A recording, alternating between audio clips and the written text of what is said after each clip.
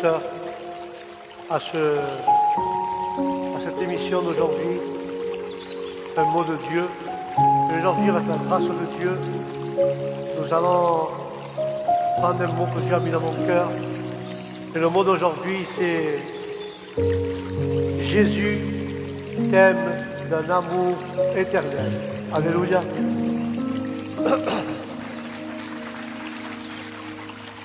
Ceux qui ont une Bible, nous prenons le livre de Jérémie, chapitre 31, verset 3. Et nous lisons la parole du Père, du Fils et du Saint-Esprit. Et la parole dit ainsi. De loin l'Éternel se montre à moi. Et l'Éternel dit, je t'aime d'un amour éternel. C'est pourquoi je te conserve dans ma bonté. Alléluia. Le mot d'aujourd'hui, c'est cela, que Jésus t'aime d'un amour éternel. Alléluia. C'est le mot que Dieu a mis pour aujourd'hui dans mon cœur. Et le Seigneur, frères et sœurs, veut se montrer à nous avec la grâce de Dieu.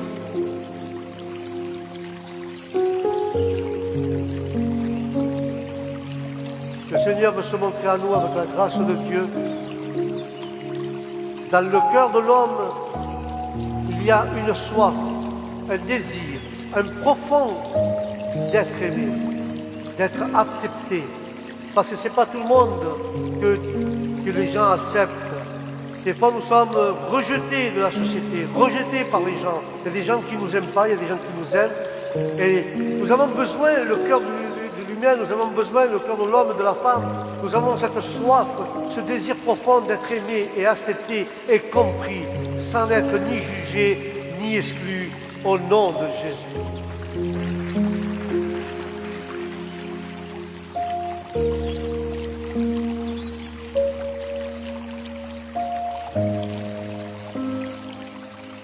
On aimerait être aimé pour nous-mêmes, ce que nous sommes vraiment.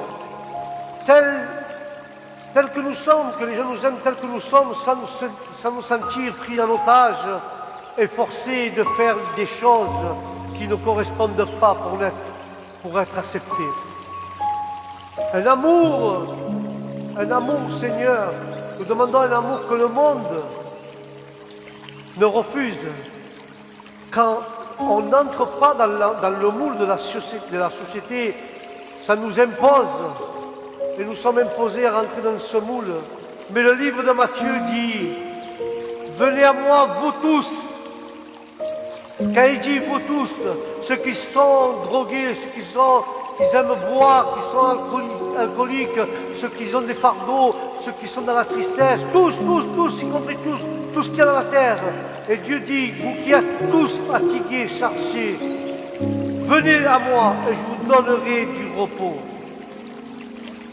Ça, frères et sœurs, nous pouvons voir avec la grâce de Dieu que c'est avec ce cœur que Jésus nous reçoit, tous ceux qui viennent à lui.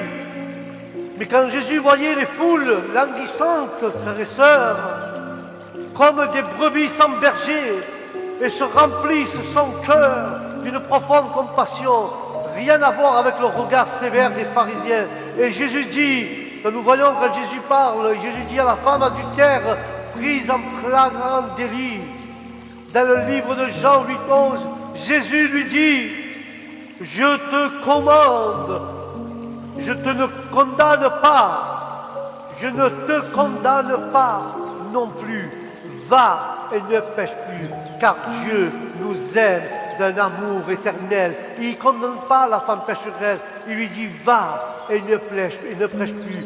Cette parole qui est écrite, va et ne prêche plus, je ne te condamne pas, ça veut dire qu'il a pardonné ses péchés, il a pardonné son délit, et Dieu lui pardonne, car il a un amour éternel. De cette même manière, Dieu te pardonne. Alléluia. Et nous voyons aussi la femme courbée, frères et sœurs. Car dans Luc 13, 12, il est écrit, lorsqu'il vit, il la vie, Jésus lui adressa la parole, lui dit, femme, tu es délivrée de ton infirmité. Alléluia. Qu'est-ce que tu veux dire avec cela? Excusez-moi.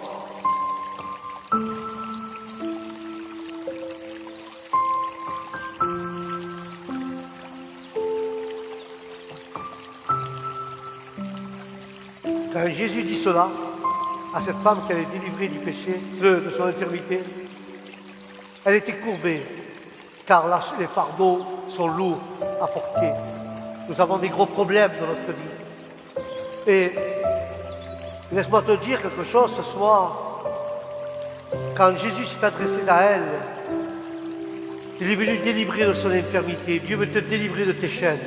Dieu veut te délivrer des fardeaux, car il t'aime éternellement. Mais nous voyons aussi une femme de mauvaise vie dans Luc 7,48, et Dieu lui dit à cette femme, tes péchés sont pardonnés. Car cette femme, son péché la tenait captive, la tenait prisonnière. Mais Jésus, il a un grand amour qu'on ne peut pas l'expliquer, frère. Car la parole de Dieu dira ici que le ciel ne peut contenir Dieu ni son amour. Car il est tellement grand, son amour, qu'on ne peut pas le mesurer ni le décrire. Mais quand Jésus dit ça à la femme, il a parlé de ses péchés, car cette femme a des fardeaux dans son cœur, a des fardeaux. Et seul Dieu peut pardonner tes péchés, car il te pardonne quand un cœur bien repenti. Son amour couvre tes péchés. Son amour pardonne tes péchés, car son amour est tellement grand. Et nous, quand quelqu'un nous fait quelque chose, il nous offende, nous ne sommes pas capables, frères et sœurs, de leur pardonner. Mais Jésus pardonne nos péchés, pardonne nos iniquités. Pour ça, je te dis que Dieu est un Dieu de pardon, un Dieu de miséricorde et un Dieu d'amour au nom de Jésus. Mais quand Dieu parle au paralytique, il lui dit, prends courage, mon enfant, tes péchés te sont pardonnés. Car les péchés, des fois, nous laissent paralysés. Il ne nous fait pas bouger, il ne fait pas travailler envers Dieu. Et Dieu est tellement grand, son amour, que Dieu pardonne tes péchés. Nous ne pouvons pas expliquer l'amour de Dieu. Paul dira, ni la profondeur, ni la longueur, ni la largeur peut nous séparer de l'amour de Dieu. Quand nous voyons l'histoire de Zachée le publicain, quand Jésus lui dit « Hâte-toi de descendre, car il faut que je demeure aujourd'hui dans ta maison. » Car Jésus est venu pour pardonner les péchés, guérir les malades, ressusciter les morts, annoncer le salut. Il n'est pas venu pour faire des reproches ou condamner les hommes et les femmes, mais au contraire, il est venu sauver l'humanité au nom de Jésus. Et nous voyons Zachée a tellement été saisi par l'amour du Seigneur que la simple curiosité du début qui l'avait poussé à grimper sur un sycomore pour voir qui était Jésus est transformé en une véritable repentance quand il s'approchait de Jésus sur sa seule initiative après avoir expérimenté l'amour du Seigneur. Il est venu à la repentance. Et les seuls reproches que Jésus concernait, c'étaient les religieux hypocrites, jaloux, remplis de méchanceté et d'animosité, et continuellement en train de chercher des querelles à Jésus sur des points et des détails insignifiants. Mes frères, pour avoir une relation harmonieuse avec ton Dieu, le Seigneur veut que tu sois émerveillé par son amour et que cela te donne envie de le connaître. Cette rencontre que le Seigneur veut t'accorder a pour but de combler ton cœur et de combler de joie. Car il y a en abondance de joie devant sa face. Si tu es triste, devant la face de notre Seigneur, il y a en abondance de joie, frères et sœurs. Seulement Dieu te demande de t'approcher à lui, tout simplement, avec un cœur repenti. Ce qui est merveilleux, frères et sœurs, c'est que c'est gratuit et que tu peux l'expérimenter tous les jours. En expérimentant les profondeurs de sa grâce et de son amour, tu auras forcément une réponse à lui donner comme l'apôtre Jean. Car le livre premier épître de Jean 4,19, il est écrit « Pour nous, nous aimons parce qu'il nous a aimés le premier. » Amen. Nous l'aimons car lui nous a aimés le premier. Qu'on a vraiment goûté que Dieu est bon et on en veut encore et encore. Et il sera toujours là pour répondre à nos désirs. Alors tu te sentiras, frères et sœurs, poussé à toujours.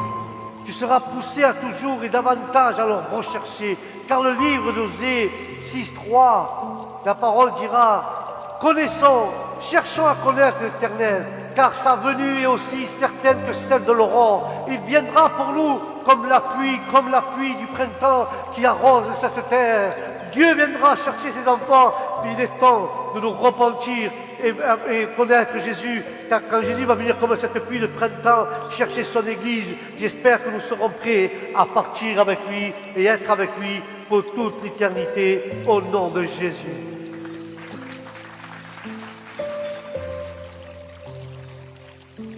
Car Jésus, notre Dieu, il t'aime d'un amour éternel. Les hommes t'aiment jusqu'au jour où ils ne t'aiment plus. Les femmes t'aiment jusqu'au jour où ils ne t'aiment plus. Quand tu ne remplis pas leur attente ou quand ils trouvent mieux. L'humain ne t'aime plus, quand il trouve mieux ailleurs. L'amour que le Seigneur te porte est inéaltérable, il est éternel, il ne se lasse pas de nous, il n'est jamais fatigué de nous aimer. C'est la compréhension de cet amour qui a permis à beaucoup d'enfants de Dieu de surmonter l'indispensable en restant ferme dans la foi au nom de Jésus. Dieu nous a prouvé l'immensité de son amour quand nous étions pécheurs et éloignés de lui, frères et sœurs. Ce n'est donc pas pour nous laisser tomber maintenant, car le livre de Romains dit « Mais Dieu prouve son amour envers nous, en que lorsque nous étions encore des pécheurs, Christ est mort pour nous au nom de Jésus. » Et lui veut que tu conserves sa bonté, car la bonté de Dieu, elle n'est ni aléatoire, ni conditionnelle. Elle est l'essence même de sa nature. Dans sa nature, il est amour. Il ne varie pas. Il n'est ni en fonction des circonstances, ni en fonction de ce que nous faisons. Que tu agisses bien ou mal, Dieu ne te retirera jamais son amour ni sa bonté. Mais c'est grâce à sa bonté, frères et sœurs, que tu reviendras à lui si tu t'égares. Alléluia. Et je vais faire conclure avec cela, frères et sœurs. Avec ce petit passage qui est dans le livre des Psaumes 13,6. Il est écrit « Moi j'ai confiance en ta bonté. J'ai de l'allégresse dans le cœur à cause de ton salut. Et je chante à l'Éternel, car il m'a fait du bien. » Notre Dieu est tout simplement merveilleux au nom de Jésus. Et je vais conclure avec cela. Le mot d'aujourd'hui pour toi, c'est que Jésus t'aime d'un amour éternel. Il te l'a prouvé à la croix du Calvaire. Car sa parole a dit que Jésus a tant aimé le monde. Jésus a tant aimé le monde qui est parti sur la croix mourir pour toi et pour moi, pour que personne périsse, mais qu'il ait la vie en abondance, qu'il ait la vie éternelle. Il a prouvé son amour en allant sur la croix prendre nos péchés, prendre nos maladies, prendre ce que nous méritions nous. Il a montré son amour en allant à la croix pour qu'aujourd'hui tu puisses avoir le pardon, avoir sa bonté et pouvoir le suivre. Et un jour nous serons avec lui au paradis au nom de Jésus. N'oublie pas que Dieu t'aime d'un amour éternel. Malgré ce qui arrive dans ta vie, Dieu t'aime d'un amour éternel au nom de Jésus. Béni soit son nom. Voilà, frères et sœurs, le mot d'aujourd'hui, du lundi 18. 2024, le 18 mars.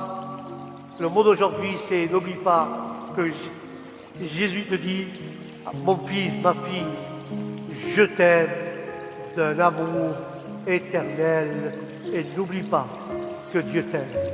Alléluia. Que la paix de Dieu soit dans votre âme, dans votre esprit et dans vos familles et dans vos foyers. Et je vous dis au prochain programme et que la paix de Dieu soit avec vous. Shalom.